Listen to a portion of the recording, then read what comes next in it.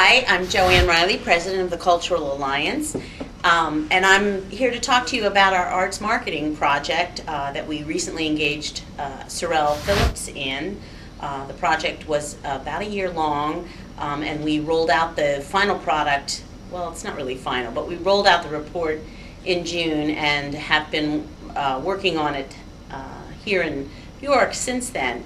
A little background for you. The Cultural Alliance interviews its member agencies to find out what's of interest to them, what's of critical importance. And the conversations that we've been having were about audiences.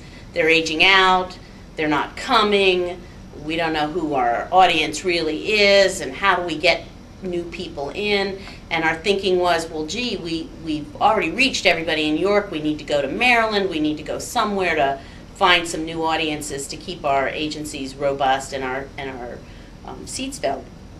And so we determined to hire the best researcher we could find in the country who did audience development work.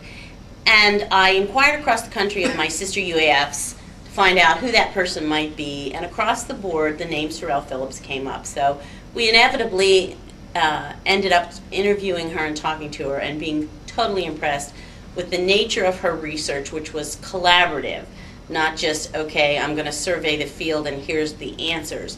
It was kind of, none of us is as smart as all of us, and we're going to be in this together.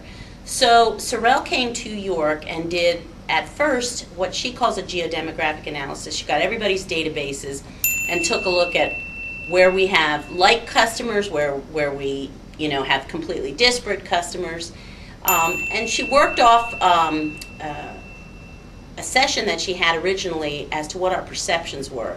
We all think that we're funded by the usual suspects. We all think we've hit every arts-inclined person in New York County and that we have to go out, as I said, to Maryland. Well, the geodemographic analysis was followed by a public opinion survey that went to 15,500 households, both in and out of the county.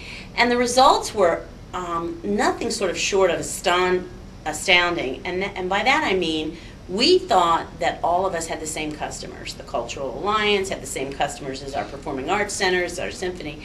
And in truth, we had 85% of our customers were our own. There was only 15% overlap, which was shocking because our perception was it was more like 50 to 75%.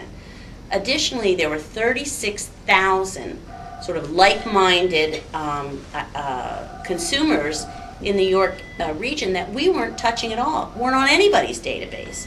And that, yes, we do have to do things differently, but marketing in Maryland is probably not the right idea. Marketing here in New York to the people we're not talking to was probably the most effective argument. And additionally, we found out what people want. They want experiences. They don't necessarily want to sit in a theater, but they'd like to walk downtown and have strolling musicians and things like that. So it was a real revelation. We worked together, as Cultural Alliance has 9 members, and we also invited our 2 universities to be our partners, and they joined us as well.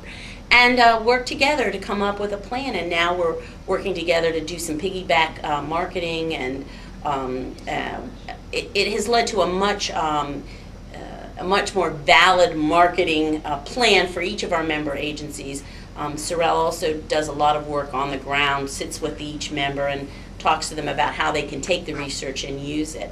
And it all came together, and at the end of the day we decided, we really don't know what our community is. We don't know who our audience is, really don't know what they want in our program because we're really not talking to them. And so since Sorrell has finished up, we have gone into a community cultural planning process, which Brian Rogers from PCA, hi Brian, is sitting on the team, because our community cultural planner is Diane Matarazzo, who's a nationally known consultant, has a great reputation, and so he's been coming down, sort of helping us shape how our planning process is rolling out.